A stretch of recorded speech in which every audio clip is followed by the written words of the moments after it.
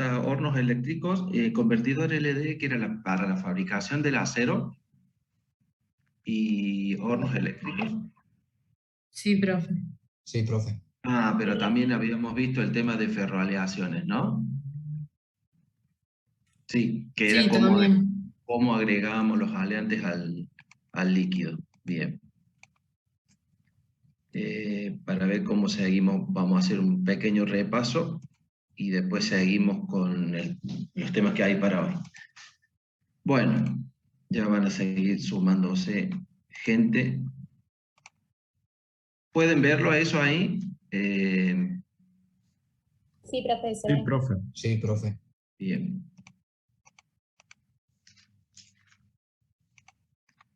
Lo que habíamos visto hasta la semana pasada era, o lo que vimos la semana pasada era, la fabricación primero del arrabio en los altos hornos, a partir de qué se fabricaba el arrabio, cuáles eran las materias primas para la fabricación de ese subproducto.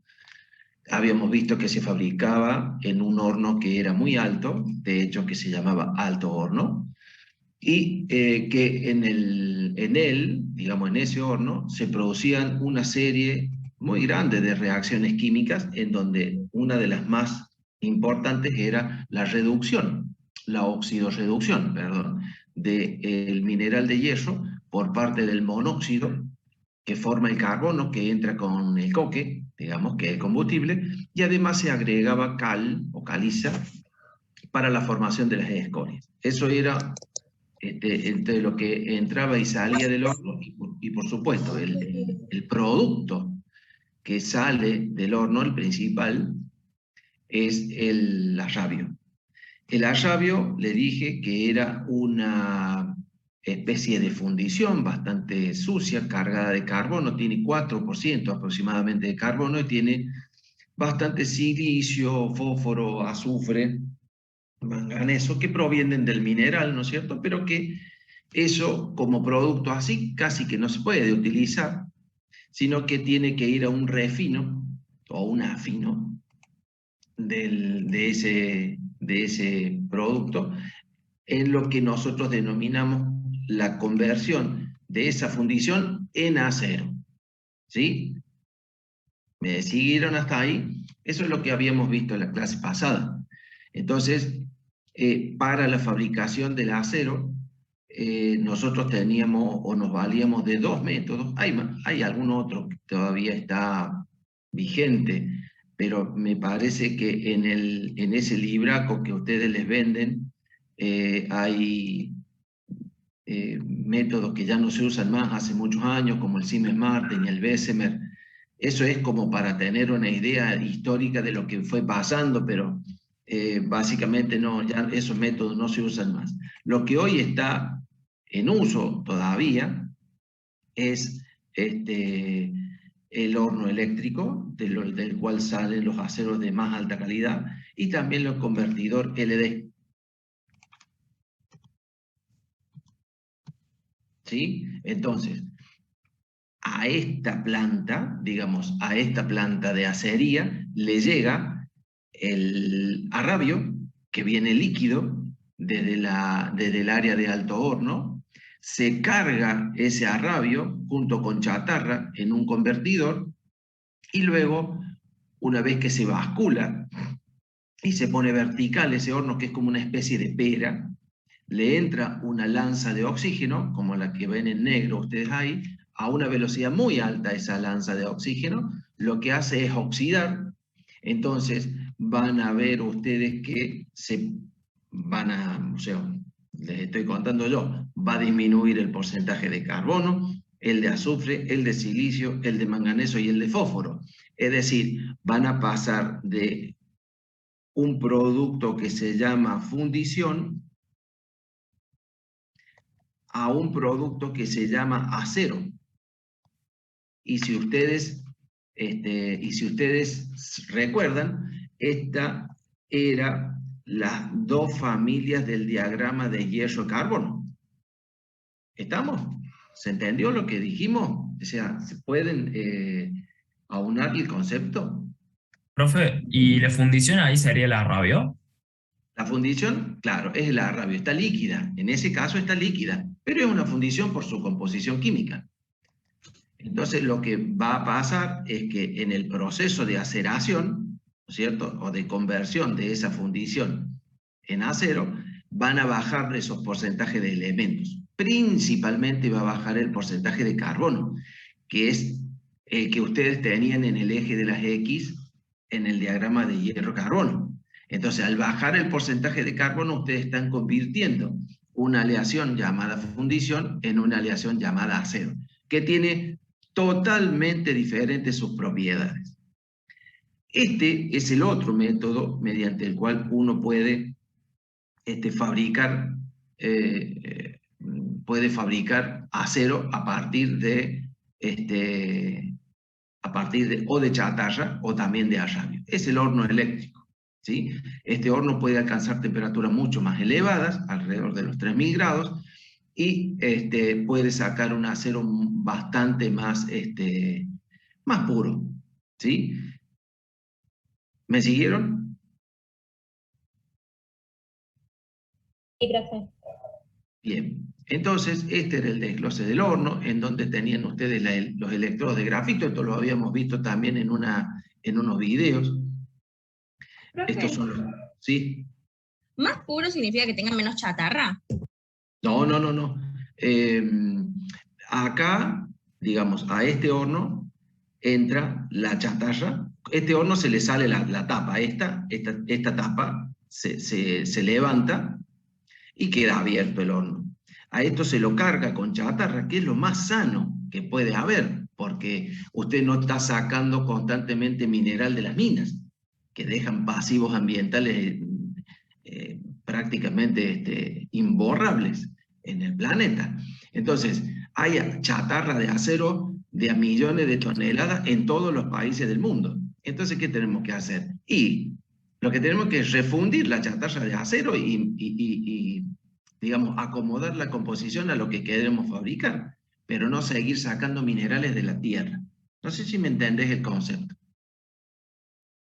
Sí, sí, sí, sí. Entonces, esta tapa se levanta, acá entra la chatarra, ¿sí? Puede entrar, suponte vos, algo de arrabio líquido y por supuesto caliza.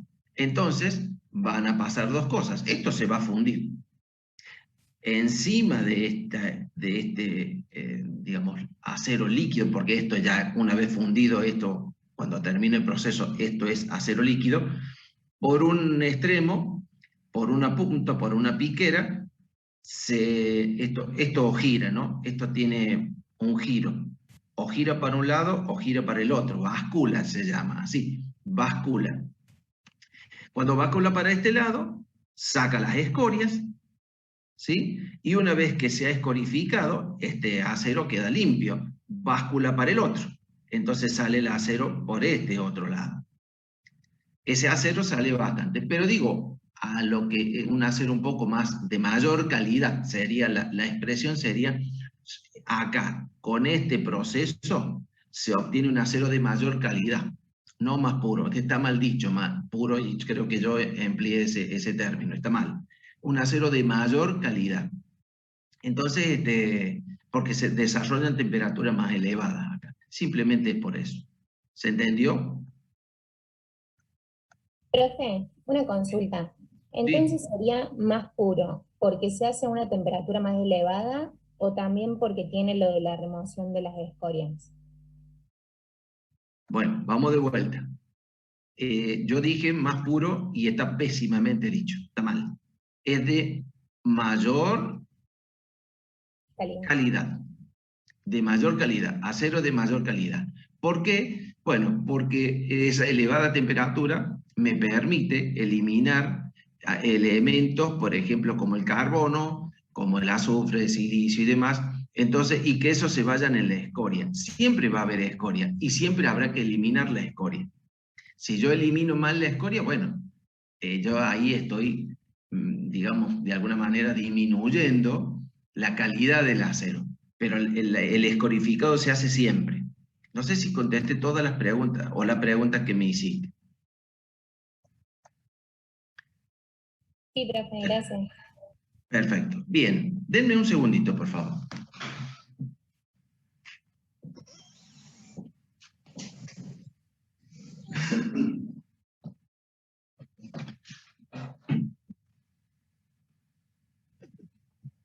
Bien, para la fabricación para terminar la fabricación había un par de pasos más en donde debían agregarse los aleantes del acero, porque no todos los aceros tienen los 5 básicos, que son el carbono, el manganeso, el silicio, el fósforo y el azufre.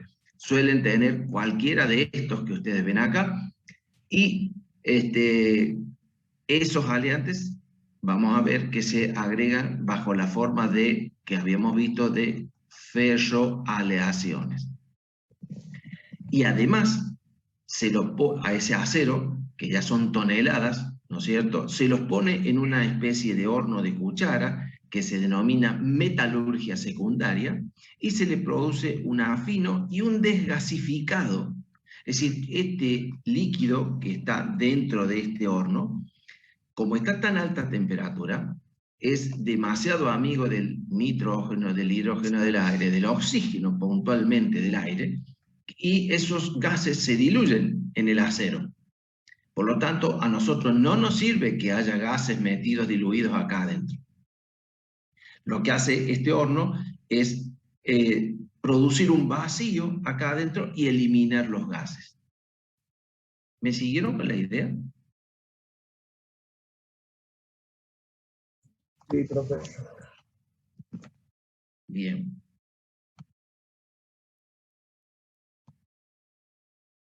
Una vez que esos gases han sido eliminados, lo que se hace es, ya se tiene el acero líquido, con la composición correcta, con la temperatura correcta de colada, y se procede.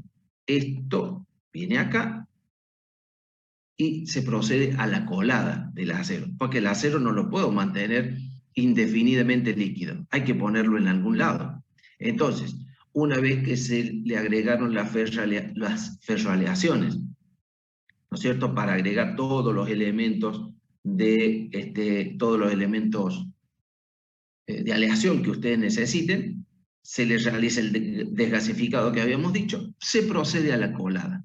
¿Sí? Esto es una forma de colada. Ya vamos a ver que hay dos formas en donde cómo uno puede transformar este líquido en sólido.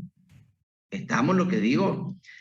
Hay dos formas de cómo uno puede transformar este líquido en productos sólidos. Una es la que estamos viendo, la colada continua. ¿Sí? Esto es una cuchara, ¿sí?, que es la que teníamos recién, que este acero tiene la temperatura correcta y la composición correcta, y se lo coloca en una especie de pileta, para que ustedes tengan una idea, se denomina tandis o repartidor, el cual tiene, en el fondo, tiene una especie de sumidero, tiene un agujero acá básicamente. Esto se los estoy contando para que ustedes tengan una idea, más allá de que se dan cuenta de lo que digo. Pero acá, esto que ustedes ven encerrado acá, esto se denomina lingotera móvil. Porque acá, primero, para empezar el proceso, se coloca un falso fondo. Acá se coloca un falso fondo y se llena de esto de acero, ¿sí? Líquido, de acero líquido. Entonces, como estas lingoteras son de cobre y están fuertemente refrigeradas por agua, toda esa piel que está en contacto con la lingotera, es decir, todo ese acero líquido que está en contacto con la lingotera, tiende a solidificar rápido. Entonces se forma una piel acá, se forma una piel, y como esto tiene un movimiento de vaivén, ¿sí?, que sube y que baja, esta lingotera sube y baja constantemente, hace que este pequeño lingote que se ha formado acá, y que va bajando con solamente su pared solidificada. ¿Sí? Solamente su pared solidificada, mientras el núcleo todavía está líquido. Y a medida que esto baja, lo hemos visto en los videos, va produciéndose un enfriamiento. Bien, fíjense, hay sprays y hay agua, ¿no es cierto? Y por lo tanto, esto baja y progresa esa solidificación. ¿Me han seguido con la idea? Sí, profe. Esto está constantemente colando. Esto está constantemente colando. Yo le diría que está colando las 24 horas del día. Sí, escucho. Profe, o sea, a medida que va bajando la lingotera, los spray y el agua están alrededor de, como sería como de la lingotera, del tubo ese, o está en contacto con el acero. Acá, Sí.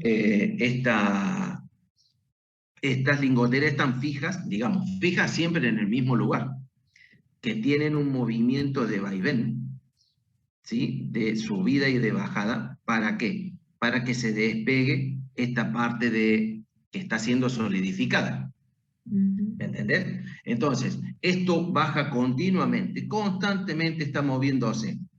Lo que produce esta lingotera fuertemente refrigerada con agua es que se forme una pequeña piel, ¿no es cierto?, para que esto baje constantemente. Y a medida que baja, es atacado con chorros de agua para que la solidificación progrese. No sé si me has entendido. Sí, sí, perfecto, ahora sí. Gracias. De nada.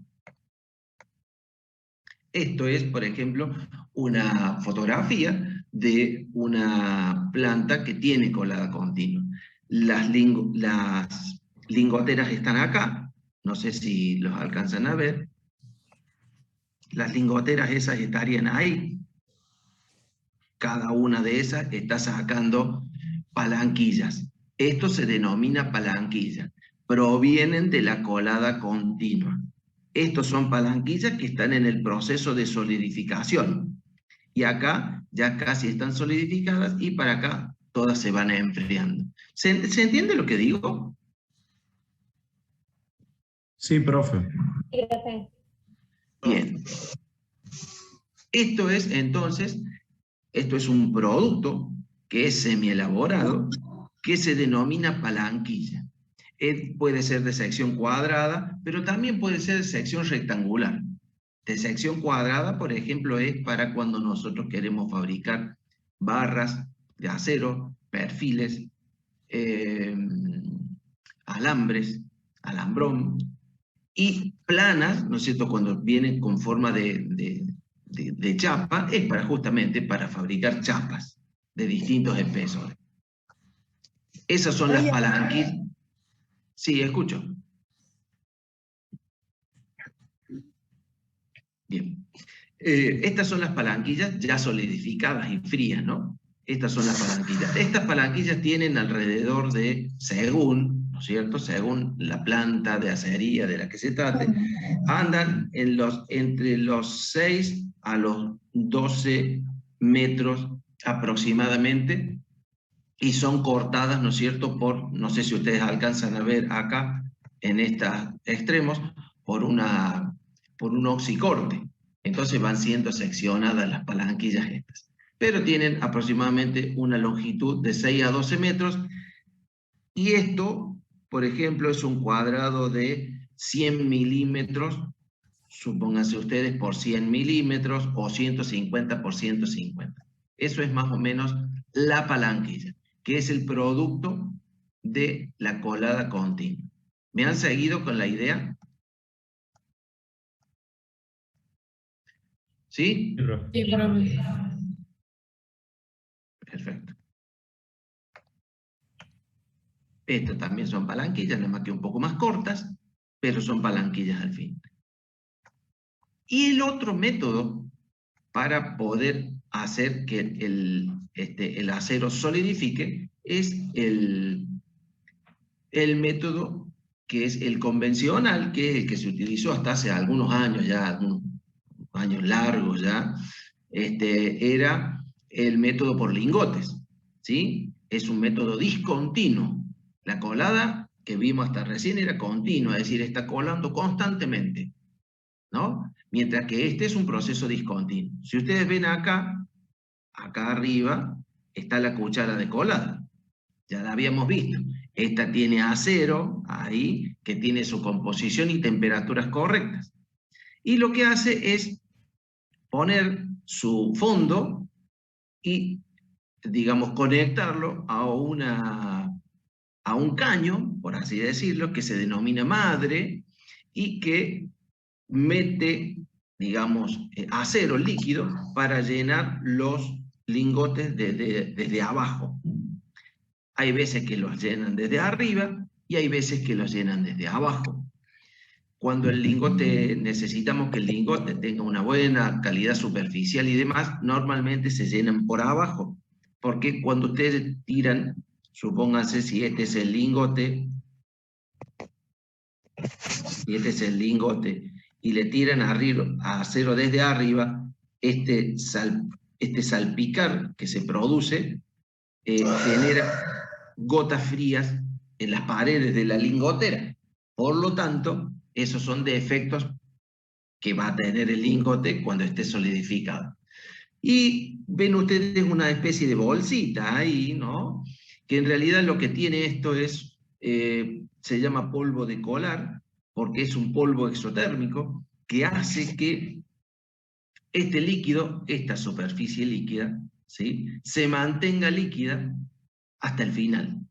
¿Para qué? Para que los gases que están diluidos acá adentro, que aún quedan, ¿no es cierto?, tengan la oportunidad de salir antes de que todo solidifique.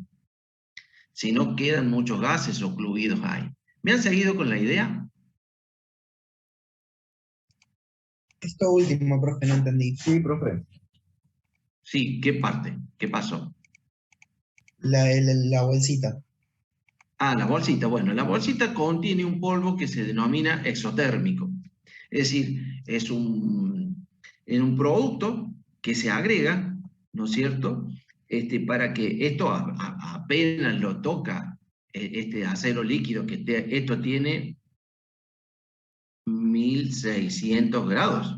Apenas toca esa bolsa se quema y deja caer acá un polvo, ¿no es cierto? Es decir, cubre esta superficie totalmente. Y ese polvo es exotérmico, es decir, aumenta la temperatura localmente acá. Lo que hace eso es mantener esta superficie líquida hasta el final del proceso de colado. Porque si no, acá por ahí tiende a solidificar y los gases que quedaron ocluidos no tienen por dónde salir. Y la idea es que salgan por arriba, los pocos gases que quedan. ¿Me entienden? Entonces, de esa manera se mantiene siempre líquido esta última parte hasta que, por supuesto, solidifica. Pero no puede solidificar muy temprano porque me quedan los gases adentro. ¿Se entendió lo que dije? Sí, profe. Muy bien. ¿Dudas? No tienen ninguna duda. Perfecto. Estos son lingotes. Estos son lingotes. Calculen ustedes, chicos, esto tiene, la palanquilla, dijimos, tiene de 6 a 12 metros de longitud. ¿Estamos? Estos tienen de 1,5 a 2 metros de alto. ¿Estamos? Esto es una colada convencional. Así, por ejemplo, a ver si...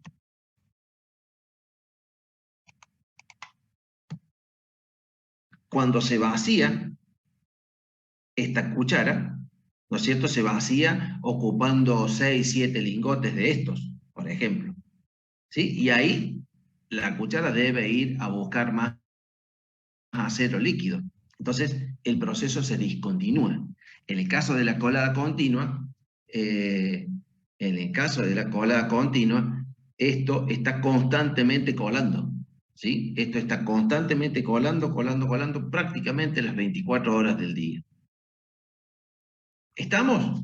¿Se entendió? Sí, profe.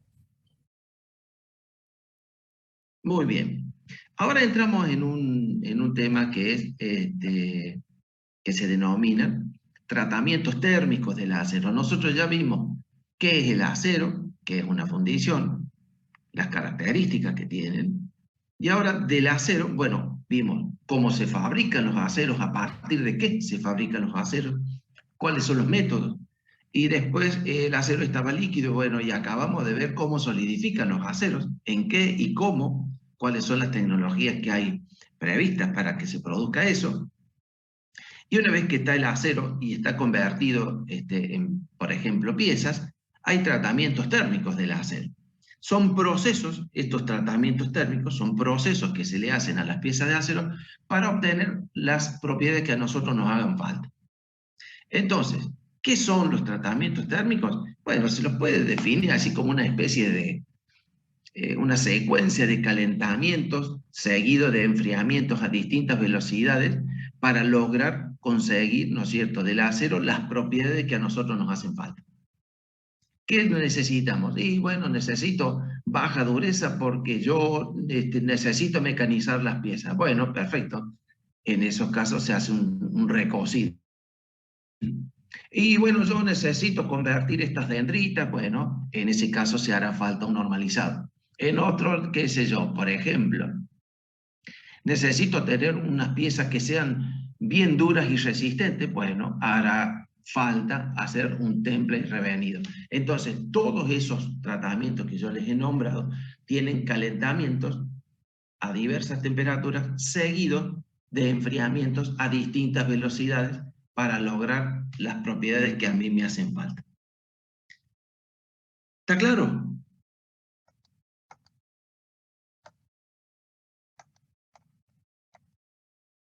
Bien, dentro de lo que son los tratamientos térmicos, podríamos decir que hay varios tipos de tratamientos térmicos.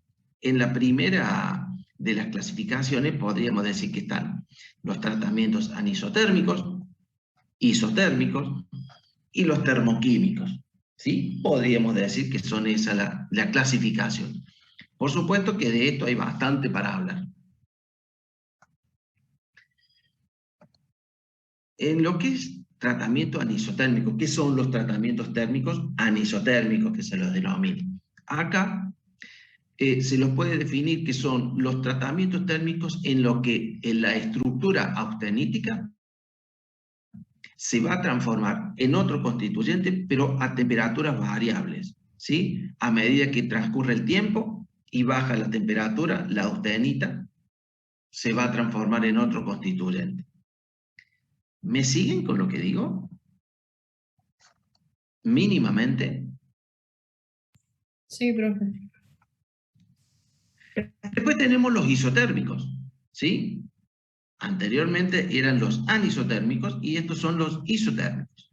Los isotérmicos refieren a que en estos procesos que se llevan a cabo, por ejemplo, nosotros en nuestra planta tenemos recocido isotérmico, por ejemplo, y a eso hace referencia a que la austenita se va a transformar en otro constituyente, pero a una temperatura constante. Los anteriores eran a temperaturas variables. Ya vamos a ver más o menos cuál es la diferencia para que ustedes tengan una idea. Y por último, estarían los termoquímicos. Estos son bastante especiales porque hacen referencia a que para algunos aceros, ¿no es cierto?, nosotros le vamos a cambiar la composición química en la periferia de las piezas para lograr las características que a nosotros nos hacen falta.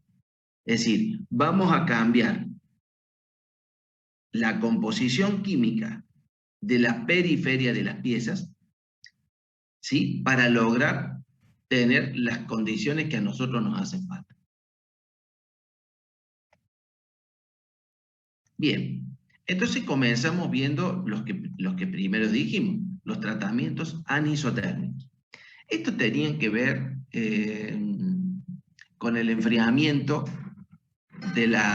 con el enfriamiento de la austenita a distintas velocidades. ¿Sí? ¿Se acuerdan de eso? Sí, profe. Bien.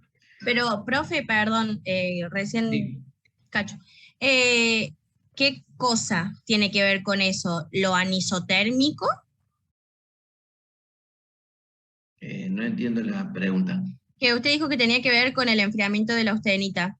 Sí, sí. Sí, que esta parte la habíamos visto por ejemplo, cuando nosotros veíamos el diagrama de hierro-carbono. Cuando nosotros veíamos el diagrama de hierro-carbono, dijimos que todos los diagramas binarios, por ejemplo, son obtenidos con enfriamientos o calentamientos muy lentos. ¿Sí? Entonces, parte habíamos visto de esto. Es decir, cómo enfrío la austenita en el diagrama de hierro-carbono. Y lentamente, porque son diagramas de equilibrio eso. Algo habíamos visto. Ya se van a empezar a dar cuenta de qué es lo que les estoy hablando. Pero lo que es anisotérmico está haciendo referencia particularmente a que acá hay enfriamiento de la austenita a velocidades variables. Eso es, nada más. Todavía no avanzamos casi nada.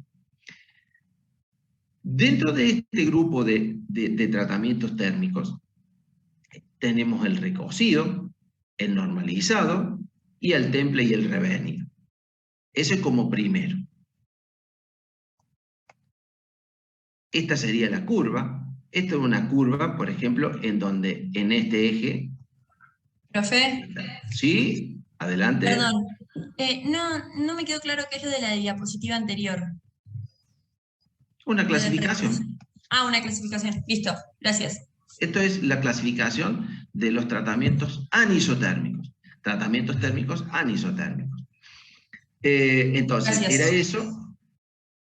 ¿Sí? ¿Escucho? Sí, era eso, gracias. Bien.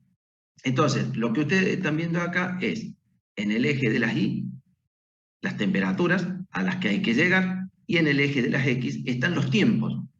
Porque hay dos, digamos, parámetros fundamentales. Los parámetros fundamentales de los tratamientos térmicos son la temperatura y el tiempo. Temperatura y tiempo, chicos. ¿Sí? Son las dos variables. Hay otras variables más, pero estas dos variables son las más importantes, son las que gobiernan los tratamientos térmicos. ¿Estamos? Entonces, en la primera, fíjense que hay curvas que tienen, en la primera parte de la curva, es el calentamiento de las piezas que entran a un horno, por ejemplo. ¿Sí? Una vez que, por ejemplo, vamos a hablar del normalizado, que es uno de los tratamientos más simples que hay, de este. Vamos a hablar. ¿Qué es lo que se hace, por ejemplo? Se mete las piezas a un horno y se lleva la temperatura de ese horno por encima de la temperatura AC3, por ejemplo, para aceros hipoautectoides. ¿Cuáles eran los aceros hipoautectoides? ¿Alguien se acuerda?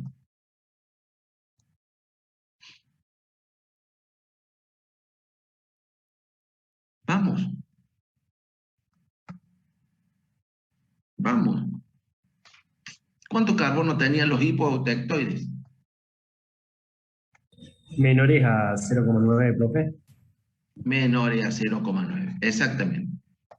Menores a 0,9. En ese caso, para los aceros, para hacer el normalizado de un acero como ese, lo que había que hacer era llevar el acero, o sea, las piezas de acero, a temperatura austenítica, ¿sí?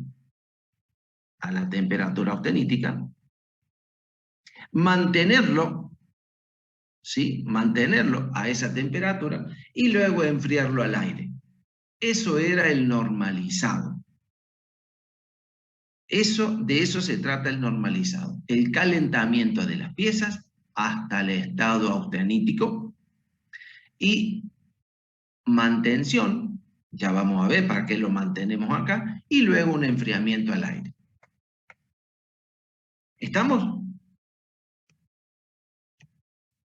¿Han tomado nota? Profe, ¿podría volver a repetir eso último, por favor? ¿Cómo no?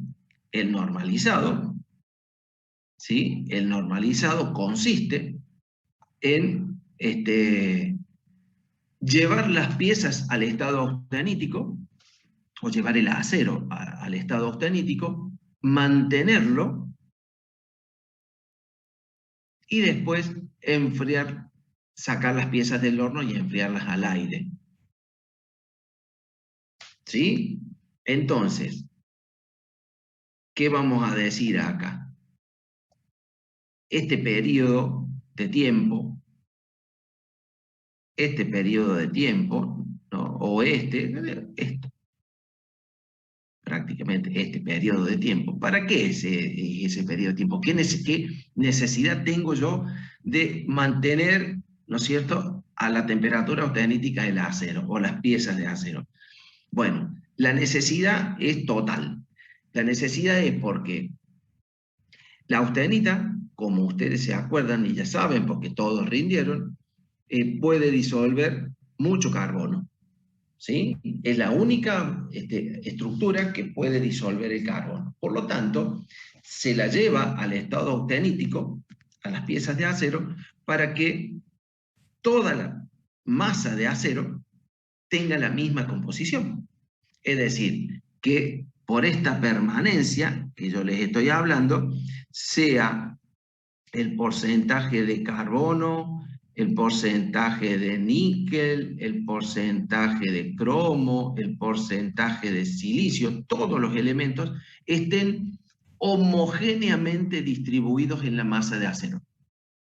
Estamos principalmente este señor, que es el que le da dureza, pero todos los elementos deben estar homogéneamente distribuidos en el volumen de acero. Por lo tanto, esto se logra con permanencia a temperatura. Una vez que esa temperatura, ese tiempo ha transcurrido, se sacan las piezas y se las deja enfriar al aire. Denme un segundito, chicos, por favor.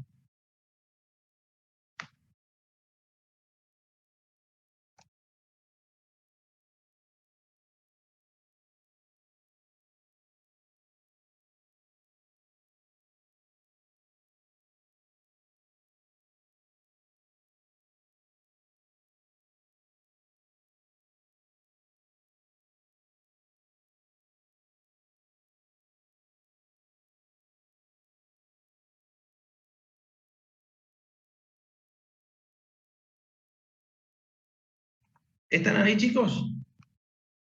Sí, profe. Bien, ¿se entiende lo que dije? ¿Se entendió lo que dije, lo que les expliqué? Sí, profe, por mi parte, al menos.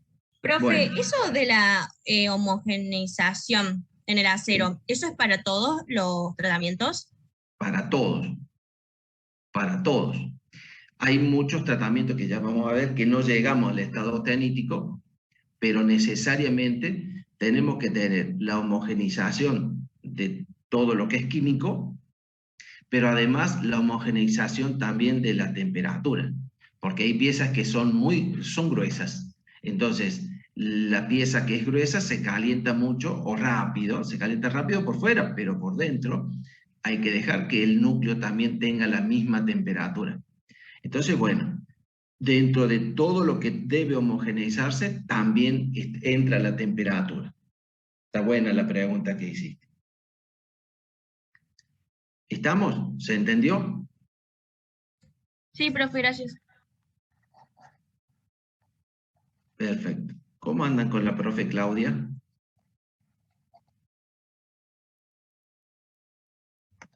Bien, arrancamos con los tratamientos no destructivos, con todo lo que es las radiaciones, las radiografías, perdón. Ah, radiografía industrial. Bueno. Bien, estas serían microestructuras, chicos, de aceros hipoprotectoides normalizados. Un acero de 0,2% de carbono, un acero de 0,4% de carbono, es decir, llevado al estado auténtico y luego enfriado al aire. Y después un acero de 0,6% de carbono. ¿Se entiende? Todo lo que ustedes ven blanco es ferrita, mientras que lo que ustedes ven a oscuro es perlita. Otro de los tratamientos térmicos que nosotros vamos a ver dentro de los anisotérmicos es el recocido. Toda vez que ustedes, atiendan lo que les digo, toda vez que ustedes escuchen, che, ese material está recocido, es porque está blando. Porque el recocido tiene como objetivo disminuir la dureza.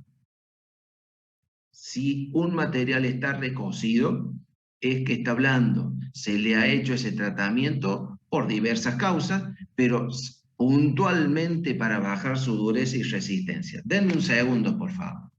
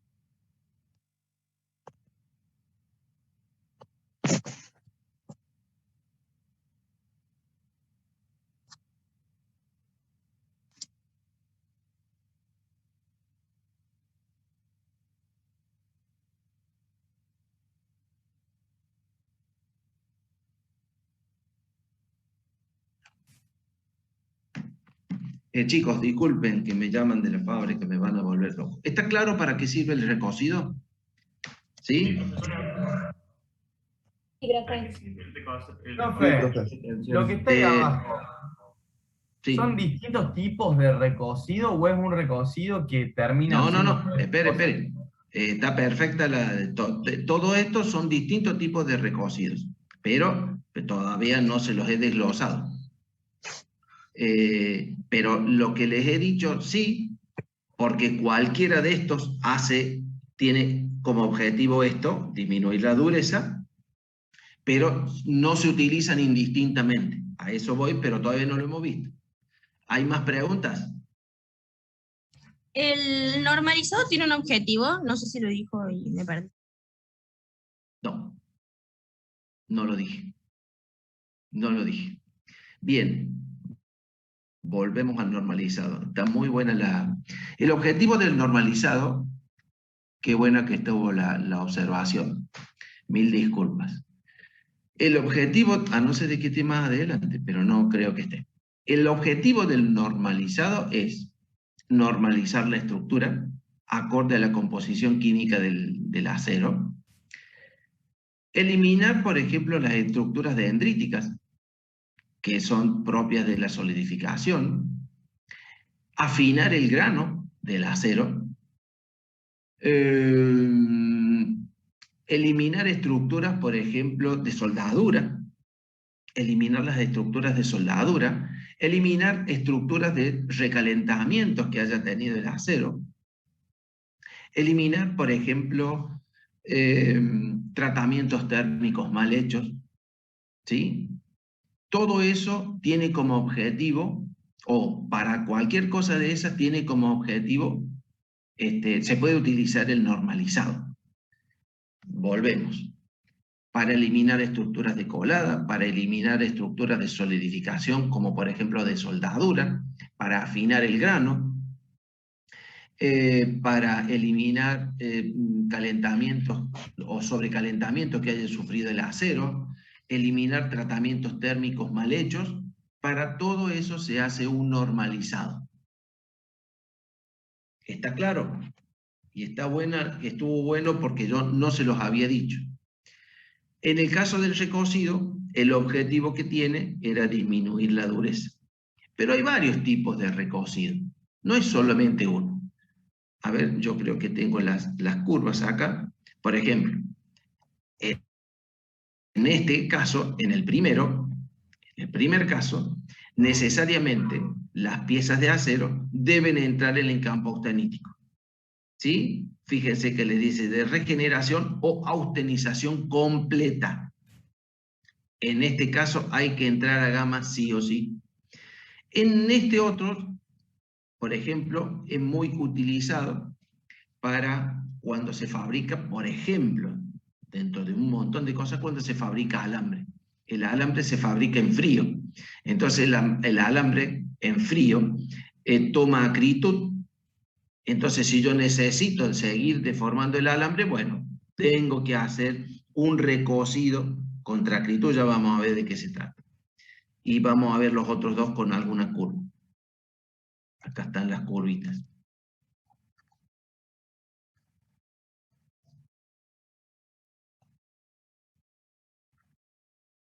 Bien, estos son la serie de recocidos que ustedes veían en listados recién. Este es el de austenización completa o el de regeneración. Esto es muy parecido al normalizado. A ver, tomen nota, muy parecido al normalizado. Digamos, la diferencia fundamental que tiene el recocido, ¿no es cierto?, de austenización completa con el normalizado, es que en el caso del recocido las piezas se enfrían en el horno. O sea que el enfriamiento es extremadamente lento. En el recocido las piezas se enfrían en el horno. En el normalizado las piezas se enfrían al aire. Desde el estado austenítico en el horno, o sea que toma mucho tiempo ese enfriamiento, mientras que en el normalizado, desde el estado austenítico al aire. ¿Está claro lo que dije? Sí, profe. Bien, ese es con este recocido, con este tipo de recocido, con el de austenización completa. Después hay otros tipos de recocido, por ejemplo, que son subcríticos. ¿Sí? Fíjense lo que dice ahí. ¿Qué entenderían ustedes por subcrítico?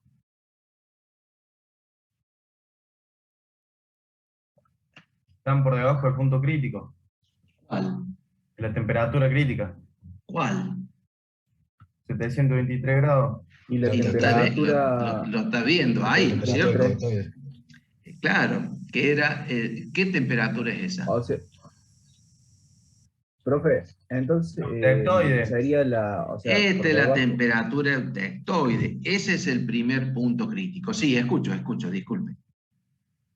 No, que yo decía que, bueno, que el circuito como va a estar sobre la temperatura crítica, o sea, los 723 grados, o sea, sería la transformación de perlita a austenita, ¿no? Sí, perdón, ¿a cuál te estás refiriendo? En la que está sobre los 723. ¿Sobre? Perlita austenita. Es decir, Sí. ¿estos, los oscilantes? ¿Estos? Sí. ¿O no? Sí, ya vamos Sí, a ver sí, de sí. qué se trata esto. Esperen, estamos en los subcríticos. ¿Ya está bueno eso? Sí, está Perdón, sobre la perdón. temperatura crítica, pero vamos a ver por qué y para qué. Bien, entonces, por ejemplo, si ustedes tienen piezas fabricadas en frío, piezas fabricadas a temperatura ambiente, es decir, piezas fabricadas por deformación plástica a temperatura ambiente, como por ejemplo, puede ser el alambre, o piezas de alambre, o piezas, por ejemplo, de cualquier aleación, pero fabricadas a temperatura ambiente, Si yo pretendo seguir deformando esas piezas, bueno, pues bien, tendré que hacer un recocido de este tipo para sacar la acritud de las piezas. Porque cuando las piezas son deformadas en frío, ya lo vimos a esto con ustedes, cuando las piezas son deformadas en frío, se endurecen. Por lo tanto, si yo, esto les pasa, por ejemplo, con una latita de coca. Digo coca porque es bastante más sano que una latita de cerveza, pero la lata que ustedes quieran. Cuando ustedes sacan, por ejemplo, ese arito y pinchan la lata, ¿sí? Vieron que ustedes comienzan a deformar ese trocito de metal hasta que se sale. No sé si se ubican de la lata de cerveza, seguro que se ubican, no me van a decir que no. ¿Está claro lo que digo? Bien, se ubican con la lata, digo. ¿Está bien? Sí, profe. Sí. Sí, de eso me parece que no le queda ninguna duda. Bueno, cuando ustedes empiezan y deforman y van para un lado y van para el otro y van para un lado con ese arito, termina rompiéndose el arito ese. ¿Se ubican lo que les digo? Lo mismo pasa con un alambre. Cuando ustedes al alambre, por ejemplo, lo doblan al alambre y lo doblan para un lado y lo doblan para el otro, primero, ¿qué notan? Que el alambre se calienta. Primero. Segundo, se pone duro. Entonces es muy fácil de doblarlo las 2 o 3 primeras veces. La cuarta ya no es tan fácil. Y la quinta por ahí hasta se rompe.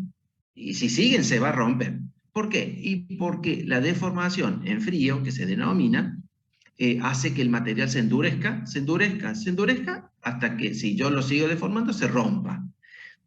Si yo no quiero que se rompa y necesito seguir deformando, pues tendré que hacer algún tratamiento. Generalmente es este contra acritud.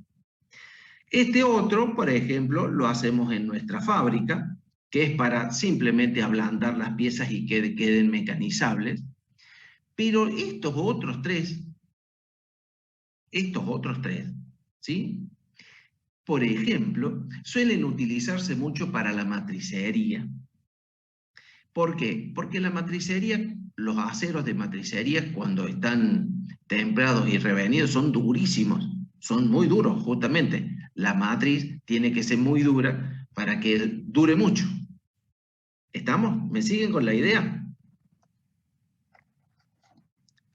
¿Me siguen o no me siguen con la idea, chicos? Sí, profe, te seguimos. No, profe, o sea, no entiendo por qué. No entiendo. ¿Cómo? Bueno, vamos de vuelta. Está perfecto que diga, si no entienden, no entienden. Entonces hay que arrancar con otro ejemplo. ¿Cuál es la parte que no se entiende? No, o sea, me perdí en qué parte entró que la matricería es muy duro si el recocido tiene que ser para algo blando. Bueno, espera un poco, espera. Entonces, yo tengo que hacer una introducción para ver a dónde vamos a acomodar el recocido. Cuando ustedes tienen matricería, ¿no? Por ejemplo, para fabricar piezas, las matrices son muy duras. Tienen que ser duras justamente porque yo necesito que me dure fabricar muchas piezas con una sola matriz, porque son muy caras. Ahora bien, las matrices, primero, para fabricar la matriz, primero tengo que comprar el acero. Siguen la secuencia. Primero tengo que comprar el acero. Después, a ese acero generalmente viene recocido. ¿Por qué? Y porque la matriz yo la voy a fabricar por mecanizado. Y el mecanizado, para poder mecanizar, yo tengo que tener un material blando. ¿Sí? ¿Me entienden lo que digo? Y hay veces que, bueno, las matrices, una vez que se han utilizado y demás, la vamos a utilizar para otra cosa, pero hay que hacerle una forma nueva a la matriz, por tanto hay que volverla a mecanizar. ¿Y qué le haremos a esa matriz para que quede mecanizable? Un recocido. Ahora, ¿cuál de los recocidos? Generalmente se hace cualquiera de estos tres. O se hace este, o se hace este, o se hace este otro. ¿Por qué? Tan cerca del punto AC1, metido entre el AC1 y el AC3 y entre medio de los dos. Porque en cualquiera de estos casos, la perlita, ¿se acuerdan que la perlita era como una huellita dactilar? ¿Se acuerdan de eso? Sí. Bueno, esta temperatura tan cercana, o sea, esto está cerca de los 700 grados. Esto va y viene alrededor de los 720. Y esto está a unos 730, más o menos, una cosa así. Entonces, con eso se logra de que esos gusanitos de perlita, de cementita, se transformen, por ejemplo, en globulitos de cementita. En globulitos de cementita. Con eso, yo logro que el material quede blando. A ver, ahí está. Esta es la perlita, la que les contaba. Esta es la perlita. Fíjense que es como una huella, los granitos son como huellitas dactilares. Esos gusanos de perlita son extremadamente duros. Son muy duros porque es cementita. Esto es carburo de hierro, durísimo. Mientras que cuando yo lo meto o lo mantengo cerca del punto AC1 o voy y vengo alrededor del punto AC1, esto se convierte en esto otro. Se globuliza la cementita dejando un acero con muchísima dureza, blando, mecanizable. Entonces, ¿qué utilizamos? Un recocido de globulización en este caso. Espero que el pibe que preguntó se le haya aclarado de idea. Porque yo soy muy de hablar mucho, pero no sé si explico bien. Sí, ahora redondeé un poco la idea. Redondeó un poco la idea, o sea que tampoco está. ¿Cuál es la parte que le falta redondear? Falta de estudio. No, bueno, pero esto lo estamos viendo ahora. O sea, después te va a tocar estudiar, pero ¿se entendió más o menos lo que yo expliqué? Sí. Eso es lo que quiero, porque si no se entiende hay que buscar otro ejemplo. Sí, se entiende. Profe, una pregunta. Sí. ¿Se aplicaría con los aceros de alto carbono, o sea, los mayores a un porcentaje de 0,6 aproximadamente, o cómo? ¿Si se aplicaría? Sí, o sea, con la globalización, o sea... Globalización. Globalización es otra cosa. Perdón, globalización. Sí. ¿Sería con cualquiera o con un porcentaje, no sé, en un No, con cualquiera. tipo de rango de porcentaje? Con cualquiera. Por ejemplo, cuando se van a fabricar piezas en frío, de acero estoy hablando, piezas en frío, se le pide a la acería que el acero que va a enviar lo mande globalizado. ¿Por qué? Porque está blando. Directamente blando. ¿Me entienden lo que digo? Directamente blando. Entonces, se aplica para cualquier tipo de acero. Se aplica para cualquier tipo de acero. ¿Estamos? Profe, entonces Sí, hacemos muchísimas gracias. No de nada. ¿Cómo? Entonces hacemos el recocido cuando querramos volver a utilizar esa pieza, digamos. Si la necesito mecanizar, yo la podría mecanizar en duro, pero cuesta un Perú, ¿no? Cuesta un Perú, es decir, cuesta mucho trabajo, cuesta mucho esfuerzo de la máquina, cuesta insertos porque se desgasta, porque esto está un palo de duro. Entonces, se podría, ¿no es cierto?, hacer un recocido. ¿Cuál? Y bueno, de este tipo de globalización, para que ablande la matriz, para que ablande el material, y después lo mecanizo. Está dentro de las posibilidades de utilización de este proceso. ¿Estamos? ¿Profe? Bien. Bien, sí. A mí me quedó una duda, o sea, ¿el recocido lo puedo realizar sin hacer una deformación en frío, por decir? O sea, directamente cuando hacer un recocido antes de que se endurezca, por decir. Antes de que me surja el problema de que se endurece en frío, por decir. ¿Se puede hacer o es siempre no. como Sí, posterior? es decir, vos podés hacer esto, acuérdense, ustedes van a ir a parar a un lugar que como todo. Van a ir a parar a una industria en donde es un tome y traiga de servicio por plata, de procesos por plata. Uno puede hacer lo que le venga en ganas. El tema es la plata. ¿Quién lo paga? Vos podés, en este caso, en la secuencia que vos diste, puedo hacer un recocido y después qué sé yo, para lo que tengo que hacer un recocido es para ablandar algo que yo voy a utilizar, por ejemplo, para mecanizar. Ahora, si yo lo necesito duro, y no me hace falta hacer un recocido por una cuestión de que si yo necesito dureza, justamente voy para el lado contrario. ¿Sí? Toda vez que yo necesite ablandar algo porque necesito mecanizarlo, doblarlo, necesito trabajarlo, deformarlo plásticamente, y generalmente va un recocido previo para que no tener tanto trabajo. ¿Me entienden? Inclusive cuando los materiales están duros, ¿no es cierto? Y yo los voy a deformar plásticamente, también se corre el riesgo de romper el material. ¿Me entienden? Entonces, ¿qué es lo que hago? A ver, profe, ¿qué es lo que hago? Y bueno, hagamos un recocido para que no tengamos problemas en la conformación plástica, que no tengamos problemas en la deformación en frío, para que no tengamos problemas en el mecanizado. ¿Me entienden lo que digo? No es siempre y porque sí. Tiene que tener un objetivo. ¿Vamos? Sí, profe. Ahí entendí. Gracias. Perfecto.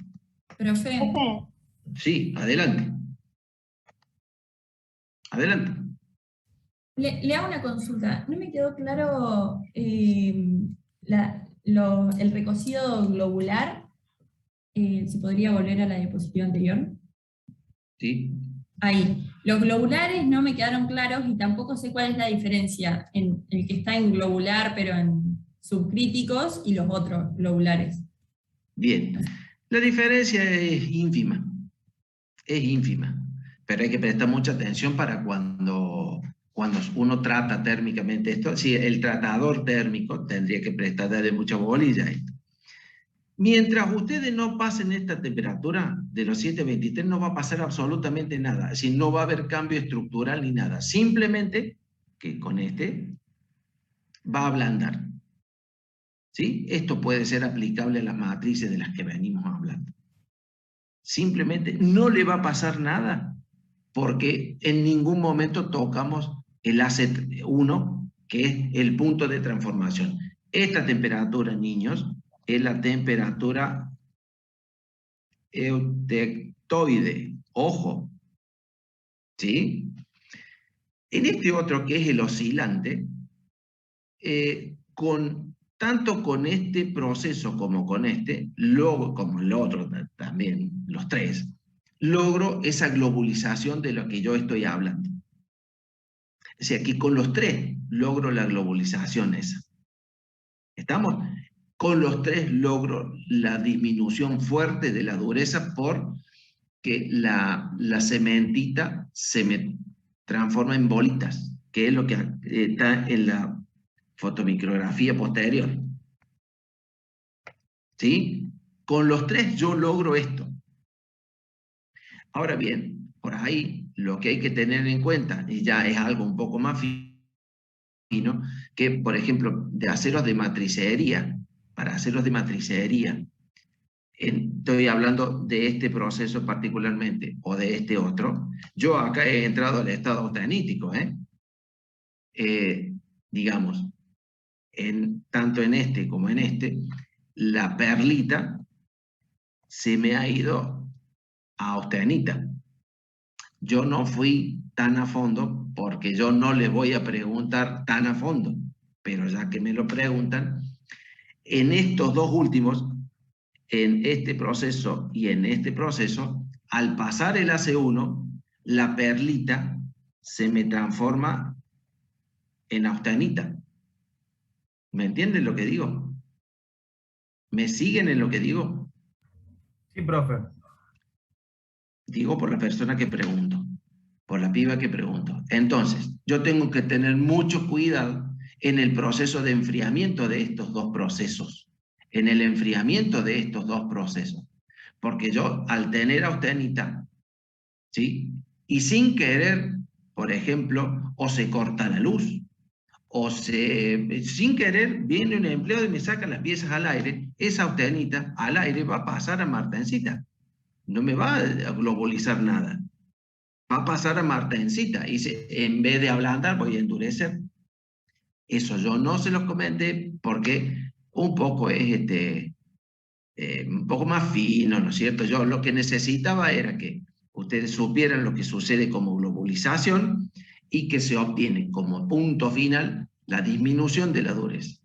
Pero en estos dos casos puntuales, un segundo, en estos dos casos puntuales, si hay un error, por ejemplo, en sacar las piezas, por ejemplo, y enfriarlas al aire o abrir los hornos, es posible de que esta austenita se me transforme en estructuras duras y en vez de ablandar, yo endurezca. Entonces yo metí un recocido y en realidad endurecí más la pieza. O sea que no obtuve el objetivo, no llegué al objetivo. ¿Está bien lo que dije? Para la piba que preguntó. Sí, profe, ahí entendí, gracias. Sí, escucho que había otra duda más. Sí, yo tengo una duda, porque bueno, yo estoy acá con el Askelan abierto y estaba leyendo que, bueno, justamente lo que usted explicó, pero también dice que se puede aparecer la torostita. ¿Qué sería eso? La Dice que no trostita. que es tan dura, pero muy tenaz. Sí. Bueno, torostita, porque todavía no llegamos. La trostita es una estructura que proviene del enfriamiento rápido de la austenita. Ahora estamos viendo los enfriamientos lentos de la austenita. Justamente, tenemos que enfriar lentamente para que se produzca. Claro, para que se produzca la difusión. Ya vamos a ver. Profe. Sí. Yo tengo una duda en los dos globulares, digamos. Porque el resultado es el mismo, ¿no? Pero ¿qué diferencia tengo en hacerlo por oscilante y por el otro?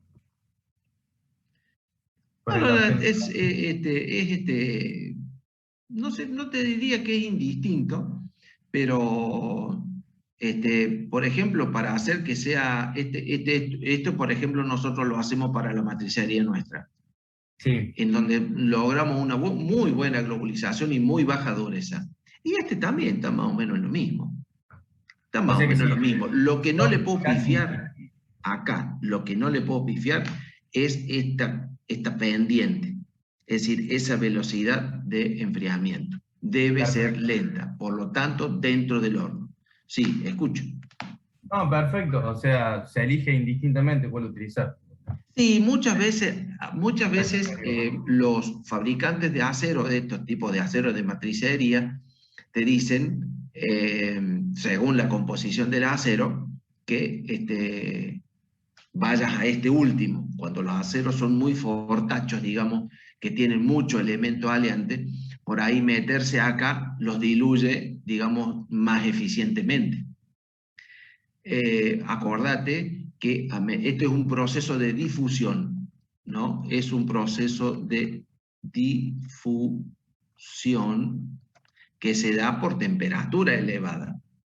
Entonces, a medida que el material está más aleado, la difusión es más compleja, ¿no? El movimiento atómico es más complejo. Por lo tanto, cuando los aceros están bien aleados, bien fortachos, como los de matricería, por ahí aplicar no está tan mal. Pero prácticamente cada acero de matricería viene con una receta de hacer para lo que te haga falta. Eso estamos picando un poco ahí bastante fino, pero bueno, están buenas las preguntas. ¿Estamos? Sí. Una consulta. O sea, explicó que en todos es para bajar la dureza, explicó los globulares, el contractitud, que por ejemplo el alambre, pero hay uno que es específicamente, se llama de ablandamiento. Sí. O sea, todos quieren bajar la dureza, pero ese que tiene de específico. Tiene lo mismo. Nosotros, por ejemplo, forjamos piezas en la fábrica donde yo trabajo, forjamos piezas que desde la forja salen muy duras, porque la composición química del acero le da para salir duro, ¿no? Bueno, esa pieza, como deben mecanizarse porque se van a transformar en engranajes, bueno, hay que bajarle la dureza. Nosotros hacemos ¿Qué es lo que le pasa interiormente a la pieza? Para que baje la dureza, le pasa eso. En mayor o menor grado, pero le pasa eso. La difusión atómica y la transformación, por así decir, de las huellitas dactilares en globulitos de cementita. Con eso baja la temperatura. Perdón, baja la dureza. Eso es lo que le sucede, nada más. Por eso es que todo ronda más o menos en lo mismo. ¿Sí? Hay veces que las temperaturas son un poco más altas, un poco más bajas, pero la finalidad es bajar la dureza. Particularmente con este, que es el de contracritud, que es el más bajo de todos, baja la dureza y las tensiones residuales.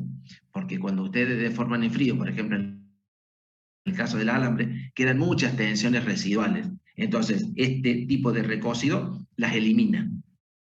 Pero todos los demás son más o menos parecidos. ¿Sí? En todos se produce la globulización de la cementita. En unos más y en otros menos. Pero en todos se produce lo mismo. Y en todos se produce la disminución de la dureza. ¿Y cuáles son los más marcados? Y estos, porque las temperaturas son más altas. ¿Sí? Y esto otro también baja la dureza, particularmente a este le baja la dureza y le elimina las tensiones residuales. ¿Vamos? Sí, profe, gracias. Perfecto, no hay por qué. Profe, Sí, señor. perdón, había dicho disminuye la dureza y también disminuye la cementación de la cementita. La globulización de la cementita. Globulización. Gracias. Globulización, no globalización. La globalización es un término que es muy de ahora, desde hace un tiempo ya, pero esto es globulización, hacer los globulitos. A las cementitas las hacen esferitas, ¿sí? Con eso baja muchísimo la dureza del acero. Por ejemplo, lo que ustedes están viendo es una estructura de alambre, un alambre estirado, se corta un pedacito, se pule y se lo viene al microscopio, y acá ustedes no ven ningún grano, que ustedes no pueden divisar ningún grano ahí. Lo que sí podrían divisar es cómo se ha deformado eso. Pero, por ejemplo, cuando ustedes lo someten a un recocido, a ese alambre, lo que empiezan a aparecer son granitos nuevos. ¿Sí? Ustedes esto ya lo han visto conmigo, que es la recristalización. ¿Sí? Ven que en la fotomicrografía de la derecha, ven que está deformado, pero han aparecido granitos nuevos. Bueno, eso es debido a que se lo ha llevado al material que había sido deformado en frío a un tratamiento térmico y han aparecido, por ende, algunos granitos nuevos.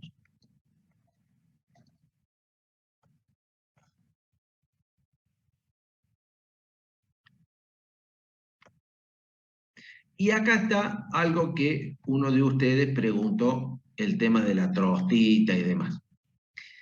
Es el tratamiento térmico de temple y revenir. ¿Estamos? Acá este proceso es un proceso que sirve para aumentar la dureza y resistencia de las piezas. ¿Sí? Ese es el objetivo fundamental de un temple, es aumentar la dureza y la resistencia de la pieza. Acá, en este proceso, no hay tiempo para difusión. No hay tiempo para difusión. Yo desde el estado austenítico voy a enfriar violentamente en un medio, que ya vamos a ver cuál puede ser, y voy a lograr que la austenita transforme, pero de manera violenta, en otra estructura que normalmente se denomina martensita, pero que es muy dura y resistente. ¿Estamos? Por lo tanto, en este proceso no tenemos tiempo para difundir. Profe, ahí dice que puede extraer calor a elevada velocidad. ¿Sí? Bueno, está mal puesto. Tiene que, bueno, a ver acá, a elevada velocidad sería, así. Es decir, si yo tengo una pieza en el estado austenítico, normalmente esa pieza está colorada, está anaranjada, está caliente. Esas piezas, cuando se han mantenido a una temperatura correcta, ¿no es cierto? Se las baja de temperatura y se las mete al aceite, por ejemplo, se las mete el agua. Esas sean las mismas, o tratar de que esa variación de temperatura entre periferia y núcleo sea la menor posible. ¿Sí? ¿Estamos? Entonces, una vez que ese tiempo se ha cumplido, ahí se procede a sacar la pieza del horno y se la enfría acá, no al aire, no en horno, sino que en un medio, como por ejemplo podría ser aceites, podría ser polímeros, podría ser agua, podría ser agua salada, fría, y no le digo aire porque se le va a armar una tormenta en la cabeza y no me van a entender, pero puede ser al aire. Pero ustedes sepan que un temple, por lo normal, los medios de enfriamiento son aceite o polímero o agua, o por ejemplo sales como por ejemplo sales, hay veces que son sales cianuradas. Esto está tratando de dejarse de lado, ¿no? ¿Me entienden? Pero básicamente se enfría violentamente desde el estado austenítico. Desde ahí se enfría violentamente para lograr que aparezca una estructura en particular que se denomina estructura martensítica. Martensítica, ¿sí? Que en honor a Martens, que era un metalurgista de antaño. ¿Está claro lo que dijimos? Para la persona que preguntó. Sí, profe. ¿Se está entendiendo? Ojo, son todo tema de examen esto, ¿eh? No los quiero asustar, ni mucho menos. No, Sí, no vamos a estar asustando gente a esta altura, pero... Sí, profe, sí. se entiende. Sí, profe. Bien. Profe, Sí.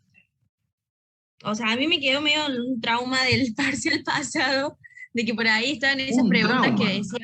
Sí, porque había unas preguntas que realmente yo hasta el día de hoy todavía no sé cómo darme cuenta, que decía, por ejemplo, no es que tratamiento, pero si quiero hacer no sé qué, no me acuerdo, se le debería hacer. Bueno, la verdad que de claridad poco, Bueno, pero... ya me voy a fijar, o sea, tengo el parcial que yo me voy a fijar. Entonces, por ejemplo, o sea, no sé si podría ser que nos pregunte, si quiero hacer tal material, ¿qué tratamiento térmico se le debe hacer? Algo así deberíamos saber nosotros. Sí, exacto. Porque si yo le digo, che, yo necesito hacer una pieza que es muy dura porque va a estar en contacto con otra para que no se desgaste, y no me va a salir con un recocido. ¿No? ¿Por qué? Porque justamente a eso íbamos nosotros con Karin, que es la jefa de cátedra, cuando planteamos, hay una serie de parámetros, de ideas que hemos implantado que difieren de cómo se daba la materia antes. No es que ahora se da mejor y antes peor, no. Lo que nosotros hemos hecho es, che, si ustedes vienen a clase y están atentos, van a ver que hay un montón de cosas que nosotros las damos como ejemplo. Es decir, ¿cómo hacemos si tenemos alambre que queremos seguir disminuyendo la sección del alambre? Y algunos de ustedes dicen, ¿y qué sé yo qué voy a hacer? Si yo inclusive vengo de un colegio que era bachiller, ¿qué sé yo qué voy a hacer? Bueno, eso que para hacer lo dijimos en clase. Eso por un lado.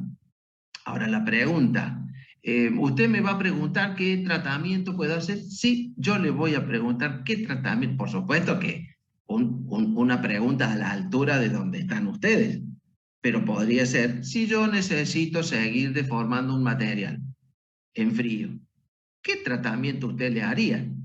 Y bueno, dentro de los tratamientos que hemos explicado, y se le han entendido, usted o ustedes, y por ejemplo, qué sé yo, el recocido, perfecto, bueno, ¿me entienden? Ahora se preguntan cosas que se han dicho, por eso era lo importante de estar en clases. Eso es básicamente eso, no hay más. No hay cosas metidas entre medio a ver si podemos hacer que a estos chicos les vaya mal, pero en lo absoluto. A nosotros nos interesa que a ustedes les vaya bien y no verlos más. Digo, con onda, no verlos más, porque cuando los vemos varios años seguidos es porque algo no está funcionando. ¿Me entienden lo que digo? Profe, acá está la pregunta del primer parcial, o sea, no hace falta que me la responda todo bien, pero decía, para fabricar un fusible de protección de un componente eléctrico electrónico, Sí. se elige, y ahí, no sé, una aleación Claro. que forme... Bueno, Claro. eso yo ¿Qué no tenía elegirías? idea.